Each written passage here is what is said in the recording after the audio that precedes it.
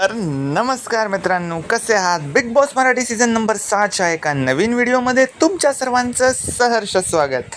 Welcome back to our new video. कसे आहात मित्रांनो? बिग बॉस मराठी बघताय ना? तर मित्रांनो, Bigg boss Marathi season number 6च्या घरामध्ये काल नॉमिनेशन प्रक्रिया पार पडली. तुम्ही ती बघितली का? आणि या आठवड्यात कोण बाहेर जाणार, काय वाटतंय तुम्हाला की काय होणार?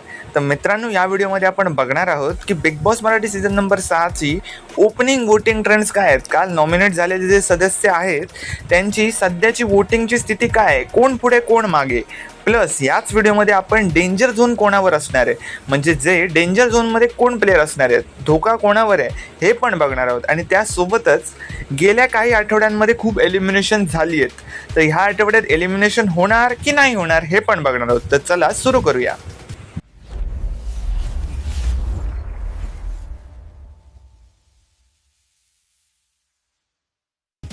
तर मित्रांनो, कालच्याच एपिसोडमध्ये नॉमिनेशन प्रक्रिया पार पडली आणि Bigg boss Marathi season number 6च्या या आठवड्यामध्ये नॉमिनेटेड कंटेस्टंट आहेत राकेश बापट, राखी सावंत, रोशन भजनकर आणि प्राजक्ता शुक्रे. तुम्हाला काय वाटतं, बिग बॉसला या आठवड्यात काढण्यासाठी इझी टार्गेट कोण आहे ते पण कमेंटमध्ये नक्की सांगा. तर मित्रांनो, आता आपण वोटिंग ट्रेंड सुरू करूया. तर मित्रांनो, नंबर 4वर म्हणजे शेवटच्या पोझिशनवर आहे प्राजक्ता शुक्रे.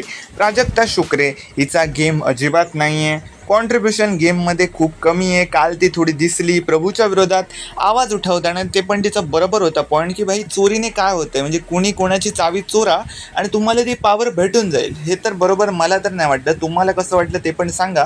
पण प्राजक्ताचे जे पण फॅन्स आहेत त्यांना तिला वोट करण्याची खूप आवश्यकता आहे, कारण ती खूप बॉटमला चालली आहे, नंबर 4वर आहे. तर मित्रांनो, नंबर 3वर कोण आहे? तर नंबर 3वर आहेत राखी सावंत. राखी सावंत यांना सपोर्ट खूप कमी भेटतो, एवढा भेटत नाही, ठीकठाक भेटतोय, पण ते नंबर 3वर आहेत. प्राजक्ता आणि राखी यांच्यामध्ये डिफरन्स खूप कमी आहे, जास्त डिफरन्स नाही आहे. राखी सावंत यांना वोटिंग होत नाही आहे.